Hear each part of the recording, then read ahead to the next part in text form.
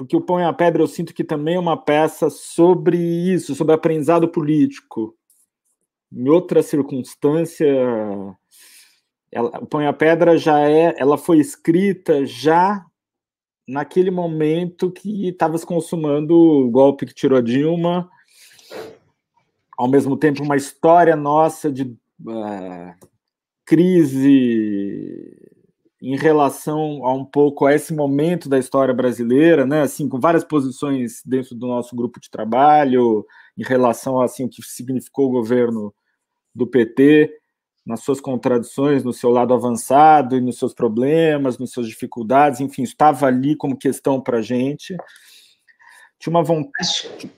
Acho que é justamente essa a pergunta do Gustavo, a gente pode colocar na tela, e aí eu acho que você pode continuar desenvolvendo o raciocínio, mas ele pergunta como os eventos de 2016 na vida pública do Brasil influenciaram a escrita do Pão e a Pedra, justamente o que você está contando. As cenas do triunfo coletivo do passado, junto com questões de crise presente, causam um assombro. Acho que a influência foi direta nessa peça, né? Assim, do Pão e a Pedra teve a emoção daqueles dias doidos, dos quais a gente não saiu ainda, né? De certo modo, assim, essa sensação de você estar no turbilhão o tempo todo. O Pão e a Pedra tinha uma questão original, o plano original era outro da peça. O Pão e a Pedra, muitos anos, eu tinha vontade, não só eu, acho que isso era uma vontade de várias pessoas, da Helena, do Martin, de trabalhar um pouco essa questão da religião, da religiosidade popular como força política, que é um tema recorrente, né? Então, assim, que medida a religião pode agregar ou causar problemas também, né? Assim, quando você vê quando você olha assim, a história, por exemplo, da teologia da libertação no Brasil, você vê um tipo de religião, mas você tem outros tipos de religião. Então, a gente estava querendo estudar um pouco isso.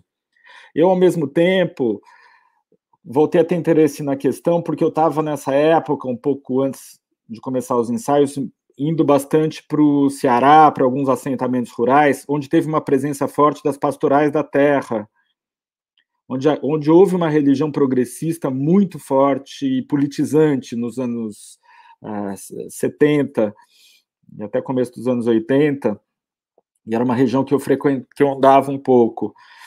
E eu conversei com algumas pessoas que sabiam canções, no assentamento Santana, enfim, então eu tinha muita vontade de fazer algum trabalho ligado a isso. Só que a gente teve esses acontecimentos, e a questão do Brasil atual começou a vir com toda a força. A ideia original não era fazer uma peça sobre metalúrgicos, mas a questão do momento político veio com muita força, e a gente resolveu trabalhar com isso. E, ao mesmo tempo, a questão da religião foi muito forte no ABC, na greve de 78, 79. A religião foi uma força da greve. Ela ajudou a estruturar, inclusive, a base política junto à qual o sindicato trabalhou, né? Então, enfim, aí resolvemos estudar um pouco o período da greve dos anos do ABC de 78, 79 e 80, para ver o que saía. E começou assim o trabalho. E aí eu resolvi, lendo uma tese um pouco crítica em relação inclusive ao sindicato de São Bernardo, me parecia discutível o argumento da tese, mas ela tinha ela olhava a contradição do momento da greve de 79, que era uma greve que foi diferente da anterior e diferente da de 80. A de 80, o sindicato tomou a frente da greve e aprendeu com a experiência, mas a de 79 foi a da dificuldade, da crise, porque teve ameaça de intervenção no sindicato federal, o governo ali do Figueiredo mete a polícia, a rota vai para cima com a Volkswagen, trabalhando com as multinacionais juntos para ter repressão policial em alto grau, e o sindicato fica em dúvida, enfim, com muitas dificuldades em relação a isso. Eu estou resumindo muito precariamente o processo, mas assim, de qualquer modo, ela parecia mais emblemática da nossa situação, dificuldade atual. Então, a gente começou a trabalhar nisso, entrevistar pessoas que foram do sindicato, do metalúrgico, estudar o assunto. A gente fez teatro nessa época, como Tim Urbinati, enfim, fizemos uma longa pesquisa para poder... E com uma equipe incrível. Acho que a Maria Lívia está aqui junto na transmissão, a Helena está aqui assistindo a conversa também, enfim. Mas foi uma equipe incrível que trabalhou muito intensamente para escrever. Só que isso foi... Enquanto a gente ensaiava e escrevia a peça, a gente estava participando de manifestações na Avenida Paulista e saía do ensaio. Então, isso contamina um pouco a escrita da peça.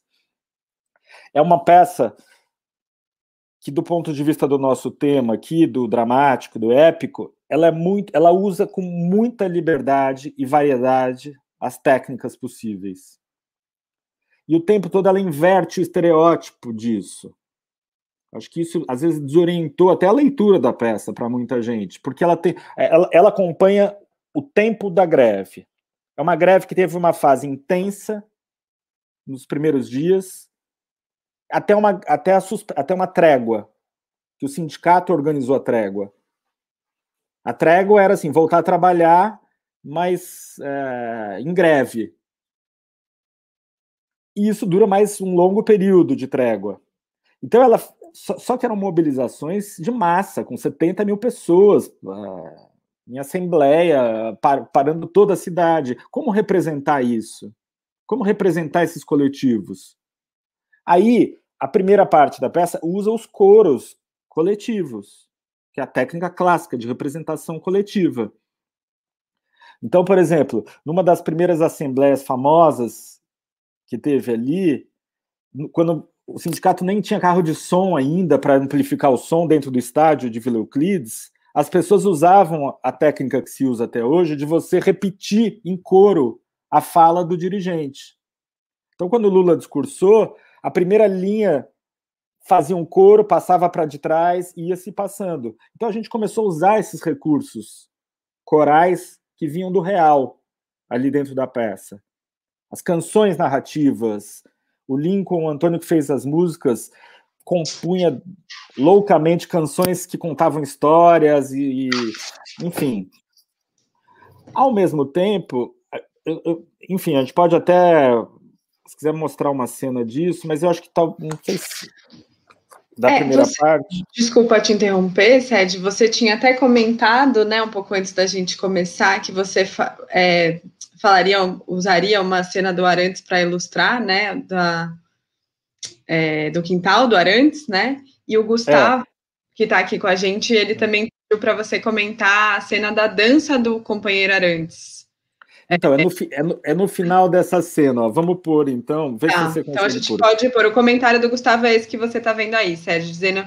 Então, comente a cena da dança do companheiro Arantes, dizendo que se ele estivesse lá, ele teria dançado. Como você pensa aquela cena? A gente pode reproduzir a cena e ler juntos, né? Eu talvez ler o final, porque é uma cena longa essa do coro, né? Isso, acho que o final... Mas eu vou só explicar assim, quem que é o Arantes? Tem muita gente que acha que a gente fez de piada com Paulo Arantes, esse nome da personagem, mas não, a princípio não, mesmo porque ele não traduz o pensamento do Paulo Arantes. O nosso Arantes da peça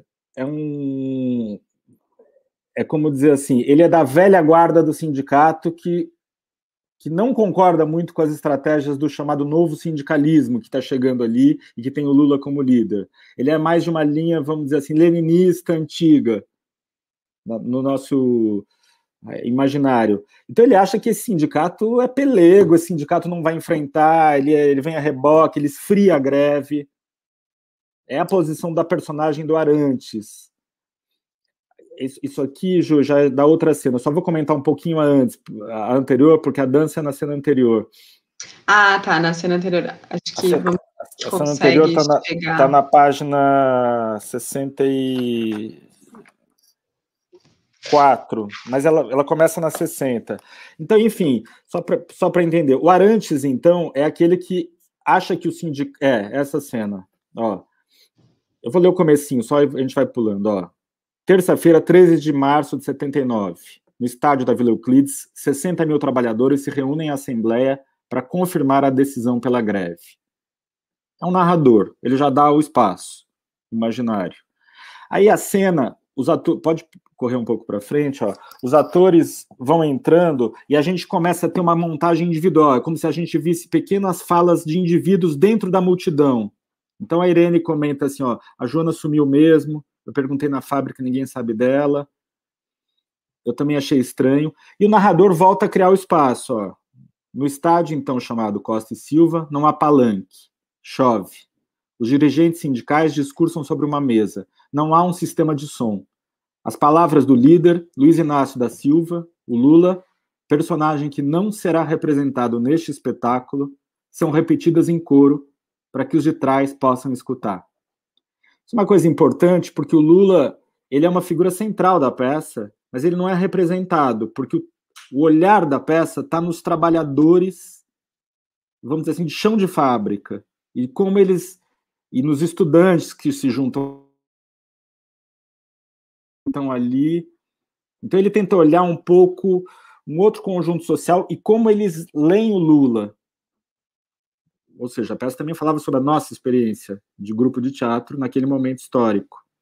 A cena vem em seguida e o Arantes, que está o tempo todo desconfiado, não se... Na sequência da cena, ó, a fala seguinte, só por favor, Gil, socorre para eu te mostrar. Ó. Arantes, que é o mais desconfiado da greve até essa fala. Ele fala assim, quem diria que uma assembleia poderia encher um estádio de futebol? Aí o Jailton, que já é do sindicato, baixo escalão do sindicato, fala assim, o jogo é grande, Arantes. Aí o Arantes vem, é um clássico, capital versus trabalho. Mas a torcida está contra nós. Aí o Jailton, estamos em campo, é o que importa. O Arantes ainda é desconfiado, o dono do estádio é o governo. Veja que é uma cena quase de ambientação narrativa. Você vê, eles estão narrando o entorno, mas ela mostra um pouco a posição do Arantes. Quando vem, essa cena é especialmente bonita, e ela vai contrastar com a última assembleia do Lula no primeiro ato, porque a outra é toda gravada, a outra é feita já com a voz do Lula nos alto-falantes. Então é como se a voz já viesse de fora, eles são mais espectadores da fala do Lula. Aqui não, eles são os atores da voz, é como se a voz fosse deles, é a voz do sindicato, é a voz daquela, não do sindicato, daquela multidão, a voz do Lula, como a cena está construída. Então, veja, a gente não precisa ler a cena, mas ela é uma cena de que eles vão reproduzindo o discurso do Lula real da época, histórico. Quando acaba essa cena, o Arantes dança. Ele tem uma sensação revolucionária com aquela assembleia de multidão. Ó, se você puser na página 64, tem o finalzinho da cena. Ó, pode ser desse ponto, ó, coro de trás. Ó, a luta é a última fala dessa assembleia, né? A luta dos metalúrgicos do ABC é a luta de todos os brasileiros. A luta dos metalúrgicos do ABC de todos os brasileiros. Os coros duplicados repetiam em cena. Termina, ó, segue um pouquinho mais, por favor. Não tem o final, mas tudo bem. Eu vou ler aqui, ó. O que acontece quando acaba essa fala?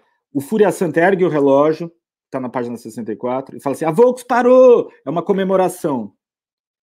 E vem um sonho de Arantes, muito rápido, é uma cena meio lírica de transição. No campo já vazio, Arantes dança sozinho. Ele é observado por Fúria Santa, que é a outra personagem. O Arantes fala assim, Lenin ia dançar assim se estivesse na Vila Euclides, como dançou na praça em Moscou, quando a Revolução passou dos 73 dias da Comuna de Paris.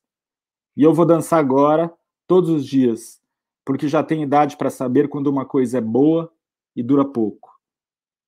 E aí o Fúria Santa, vamos encher a cara de vodka, igual esse Lenin. Esse fragmento é um final de cena que o Arantes tem uma sensação de massa, de trabalho de massa coletivo ali, inédita, e ele cita o Lenin na peça 2 vezes aqui, uma aqui e na outra cena, e dança, é quase um sonho dele, é uma cena muito subjetiva, um fragmento lírico, muito bonito. Isso é esquecido na peça, tal. Isso está no começo da peça, é uma peça longa de 3 horas. Depois, o que acontece? A segunda parte da peça.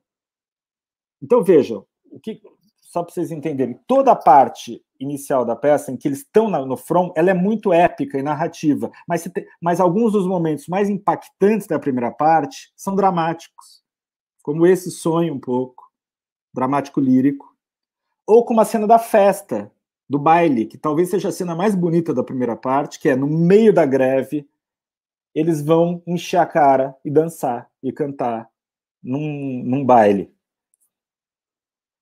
Uma cena linda, só de lembrar me deu uma comoçãozinha aqui. Tudo isso no calor da greve. Então, veja, o jogo dramático épico é muito híbrido ali, né? O que eu estou querendo dizer é o seguinte, a cena do baile, que poderia ser uma cena dramática, e é tecnicamente dramática, ela amplifica a dimensão épica, narrativa do espetáculo na primeira parte. Quando a greve é interrompida, os operários têm que voltar à fábrica. Então, volta a linha de fábrica. E aí muda o regime temporal do espetáculo. E as cenas começam a ficar mais íntimas. Mas, então, veja, um observador mais panorâmico falava assim, então a peça ficou dramática. Está mostrando mais agora a vida subjetiva. Isso é um equívoco. Na verdade, é justamente a gente vê as personagens em luta com o trabalho a partir dali. Ou seja, a retomada intensifica o mundo do trabalho e aí o tempo livre delas passa a ser controlado pelo trabalho. Então você vê como a gente vive, né? Trabalha que nem os doidos e depois não consegue descansar porque está no trabalho ainda. Então ela muda o jogo épico-dramático, onde ela começa a usar estruturas mais dramáticas, mas para pôr a distensão e o estrago do trabalho. Uma exceção nesse ciclo é um momento em que o Arantes agora está lavando roupa, descansando, porque ele tem uma coisa com a roupa do trabalho dele, que ele cuida. E ele está no quintal da casa dele lavando roupa, com o Fúria Santa, que é esse amigo dele, que ganhou esse nome porque um dia quebrou as máquinas. O Fúria Santa está lembrando do baile, do encontro que ele conheceu uma moça linda, que é a Joana Paixão, e se apaixonou. E o Arantes está citando Lenin. Abre a cena, ele se lavando roupa e citando Lenin, com raiva da briga não voltar, da greve não voltar na briga. E no meio da cena vem um militante de esquerda, estudante, que tenta convencer o Arantes, porque sabe que o Arantes não gosta do sindicato, é crítico do sindicato. O Arantes é anticonciliação. Então ele acha que esse sindicato é aburguesado. Vamos ver a cena, pode ser? Pode, Sérgio. A gente estava... É na página 139. É aquela mesmo que você tinha mostrado antes, que é 139. 139. Tá. Ela é um pouco grande. Mesmo. Eu vou tentar ler aqui, ver se vocês acompanham aí. Quintal de Arantes. Quintal de uma casa operária, Arantes num tanque lava roupa. Fúria Santa está próximo, no chão de terra, com rádio portátil. Ele escuta a canção sentado à beira do caminho de Roberto Erasmo. É aquela música que acho que vocês conhecem. Preciso acabar logo com isso. Então, a cena abre com o Roberto Carlos tocando no rádio e o Arantes lavando roupa e citando esse texto que é praticamente uma citação do Lenin. Quando eu ouço uma música como essa, eu penso, que maravilha. Eu gostaria de ter tempo para escutar isso todos os dias. Talvez seja ingênuo da minha parte. Eu penso, quantas coisas maravilhosas sobre-humanas os seres humanos podem fazer. Me dá vontade de dizer pequenas coisas estúpidas e bonitas e acariciar a cabeça das pessoas capazes de criar tanta beleza no meio desse inferno, desse mundo injusto. Mas não é o momento para acariciar a cabeça de ninguém. Você poderia ter sua mão mordida, decepada. Nós temos que bater na cabeça deles sem misericórdia, que nossa tarefa é muito difícil. É às vezes infernal. Aí ele continua lavando a roupa, o Fúria Santa não está ouvindo muito ele, está pensando na história do romance que ele teve no baile, né? Aí o Fúria Santa vem. Você lembra daquela galega que me puxou para dançar? Lembra? Fúria Santa é uma pessoa muito religiosa, muito cristã. Toda a vida política dele passa pelo cristianismo. Então ele está falando dessa...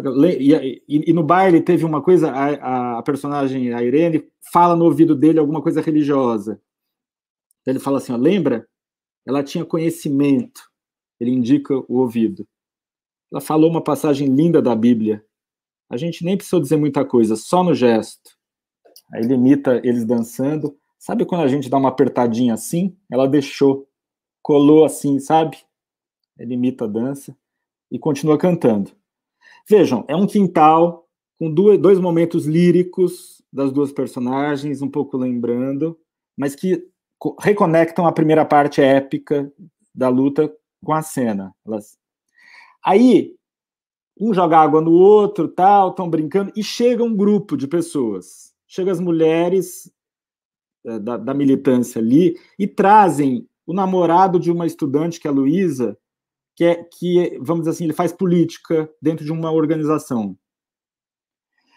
Ó, a gente pode ler aqui. Então, ó, seu Arantes, a Irene chegamos, o Arantes pega um pano para se enxugar, a Luísa, ó, podemos ler daí, ó. Seu Arantes, chegamos.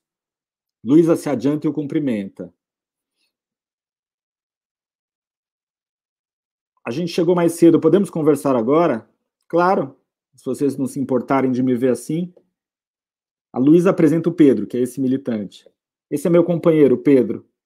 Todos se cumprimentam, Fúria Santa repara nas roupas do rapaz, o rádio segue tocando a canção do Roberto Carlos e Erasmo. O Arantes, fiquem à vontade, essa casa está um pouco desajeitada. A Miriam, que é uma moça que está ali, fica reparando na casa do Arantes. Quintalzão, hein, Arantes? Tem até sapólio.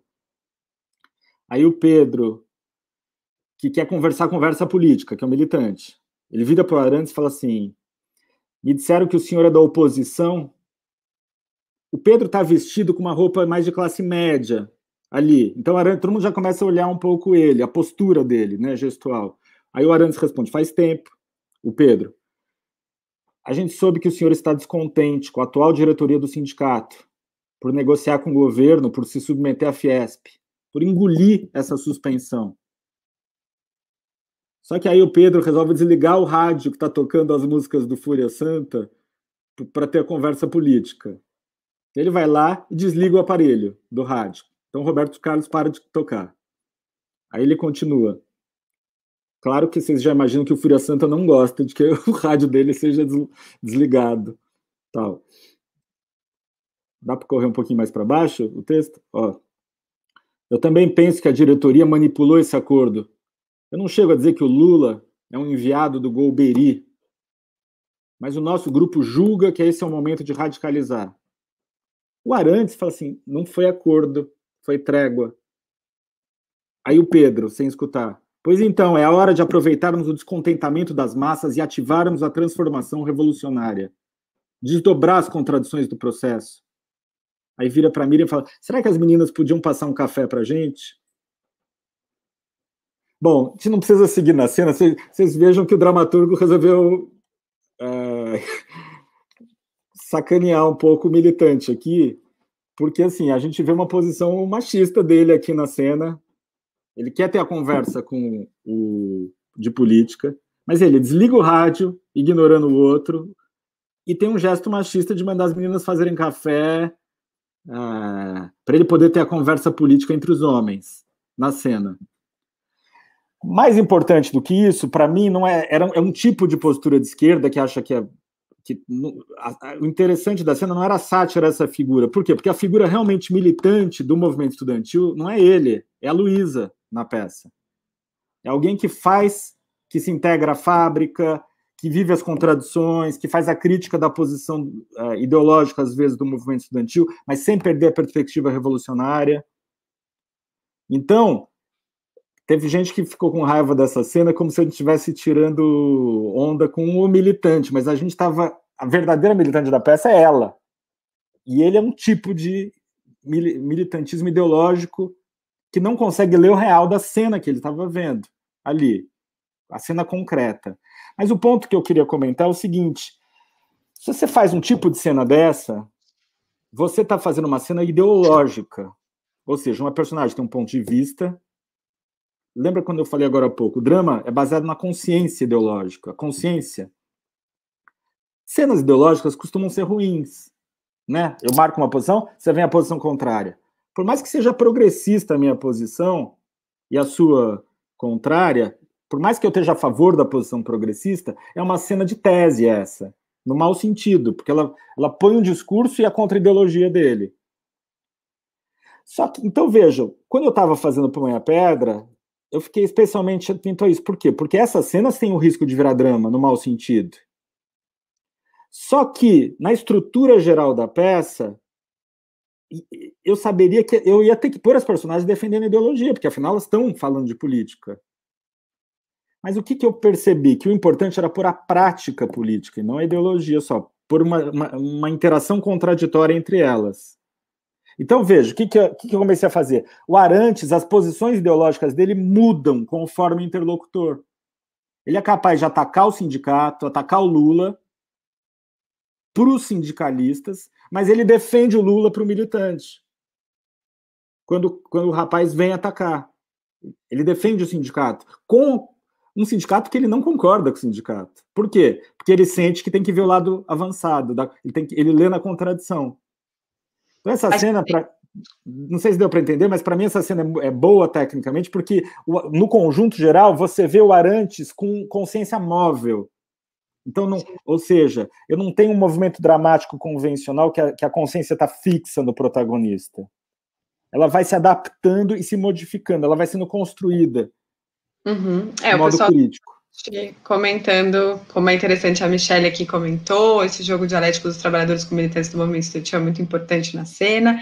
Só queria voltar só um pouquinho, porque a Natália fez uma pergunta interessante aqui, Sérgio, se você puder responder. Há momentos na peça em que a indicação na rubrica para a narração aponta um vínculo entre ator, atriz e personagem para a narração, né? Então, o ator Arantes, a atriz Irene, que vão estar ali no prólogo, principalmente. Você poderia comentar um pouco esse procedimento? Se estivermos... Não sei se o Sérgio está travado ou se sou eu. Voltou. Eu travei e voltou, né? Acho que voltou. Pode ser. Vejam que... Estão me ouvindo? Vejam que a peça tem... Apesar de não ser uma peça meta-teatral, como os que ficam, e não ser exatamente uma peça ensaística, eu nunca abandonei completamente a peça de ensaio. Então, são momentos em que o coro de atores assume que narra também. Então, são momentos em que era preciso deixar evidente que aquilo era uma posição do ator-personagem, e não exatamente da personagem. Então, isso tem uma explicitação da construção da cena em alguns pontos. Isso ocorre um pouco em momentos em que a peça assume, inclusive, um lado fantástico, às vezes, né? Um imaginário... tem um certo metaforismo circense correndo dentro da peça. Assim, a indústria, a fábrica é encarada como uma espécie de maquinismo, de um circo grotesco, um pouco kafkiano. Isso aparece em alguns momentos da peça. Então é como se fosse também uma camada, vamos dizer assim, narrativa disso. Então, especialmente no começo, quando os personagens estão se montando pela primeira vez, isso é usado, esse recurso, entendeu? São pontos em que a gente precisa mostrar a construção da cena também.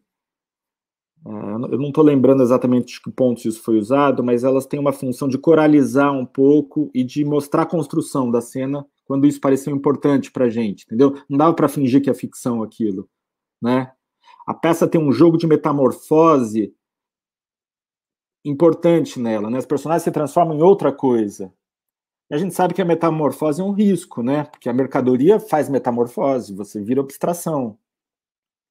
Mas a mudança é fundamental na peça, numa peça que é sobre aprendizado político, aprendizado das letras, as pessoas estão aprendendo a se alfabetizar, estão aprendendo política, estão aprendendo a fazer comida juntos, enfim, tem muitos níveis de aprendizado na peça, né? E o teatral entra um pouco nisso, né? Eu sinto que, especialmente nessa peça, a gente pôs isso porque é frequente um pouco um tema de que você não pode representar o outro, né? Cada vez está mais na moda isso, né? Assim, como se a representação fosse um problema em geral. É claro que ela é um problema quando é uma representação politicamente falsa, né? Assim, eu estou me pondo de representante de algo que eu não sou. No campo da construção simbólica, como é o da peça, e no campo da ficção, sabendo um pouco dessa história, uma peça sobre operários feitos por estudantes que não são operários, ou feito por artistas que não são dessa classe, esse debate surge. Então, muito dessas mediações são para mostrar, olha, isso aqui não é representação no sentido de que existe uma construção, isso é um ponto de vista nosso sobre a nossa experiência olhando para essa trajetória, que, na verdade, nem é da greve de 79, é do nosso contexto político hoje. Então, são mediações concretizadoras da peça, em que a peça não quer se fingir de ser o que ela não é. Entendeu? De se fingir ser o outro. Não é à toa que a gente entra na peça, inclusive, pela militante estudantil. Ela é uma das figuras, ela e a personagem da Joana Paixão são mediadoras um pouco, aí, os atores. A gente entra com os atores na história, né?